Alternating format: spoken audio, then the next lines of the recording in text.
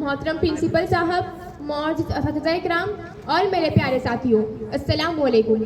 आज हम एक निहायत ही अहम मौजू पर गुफ्तगू करने के लिए जमा हुए हैं। मेरा मौजू सुखन है अक़लियतों के हुकूक़ की अहमियत।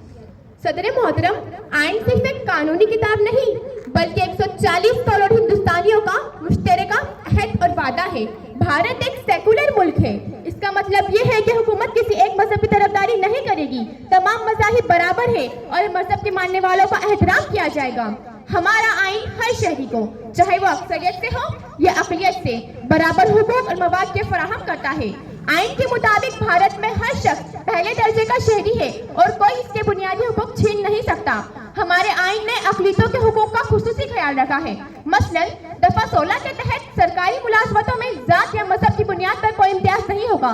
दफा 25 के तहत अक़लियतों को हक है कि अपने तालीमी इदारे कायम करें और उन्हें खुद चलाए। हुकूमत इमदाद देते वक्त कोई तफरीक नहीं करेगी। ये दफ़आत सिर्फ अल्फाज नहीं बल्कि भारत में हर अक़लियती फर्द की ज़बान, तहज़ीब और शनाख्त की तहफ़्फ़ुज़ की तहरीरी ज़मानत है। हज़रात, माहिरीन और इंसानी हुकूक़ कारकुनान ये सवाल उठाते हैं कि आइन ने हमें हुकूक तो दिए हैं, लेकिन क्या इल्मी तौर पर इनका कोई नफाज हो रहा है? जब पीस के नाम पर या लो जिहाद के नाम पर अक़लियती भाइयों को निशाना बनाया जाता है, जब इनकी इबादत गाहों पर हमले होते हैं, तासुब और इम्तियाजी सलूक की खबरें आती हैं, तो ये हमारी आइन की रूह पर एक सवाल ये निशान है। अब सवाल ये है कि क्या हम वाकई अपनी आईनी उसूलों पर पूरी तरह अमल कर रहे हैं या ये उसूल सिर्फ आइन की सफात पर ज़ीनत बनकर रह गए? मुझे अफसोस के साथ कहना पड़ता है कि तासुब, नफरत, इम्तियाजी सलूक और मजहब के नाम पर होने वाली नाइंसाफियां हमें सोचने पर मजबूर करती है कि आइन की रूह को मजीद मजबूत करने की जरूरत है। अक़लियत हमें ये सबक देती है कि जज्बात से पहले कानून और इंसाफ को रखे। हुकूमत की जिम्मेदारी की जानिब बड़ा कदम उठाए ताकि अक़लियत अपने आप को महफूज समझ सके।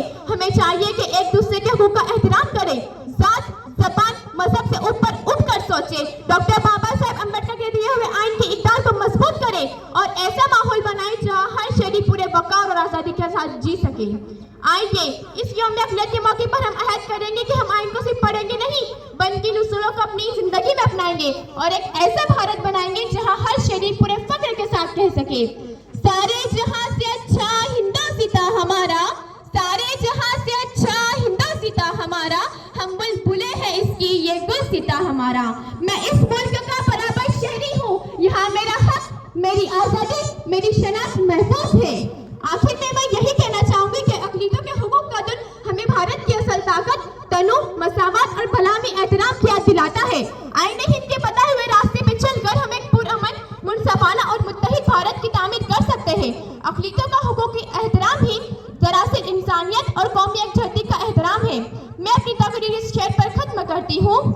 चमन में फूल, हाथों में गुलदान रहने दो, मंदिर का भजन, मस्जिद की अजान रहने दो, तो ही तो कौम है जिसकी पूरी दुनिया बात करती है। ऐ नादानो, अब तो हिंदू या मुसलमान रहने दो। जय हिंद, जय महाराष्ट्र, खुदा हाफिज़।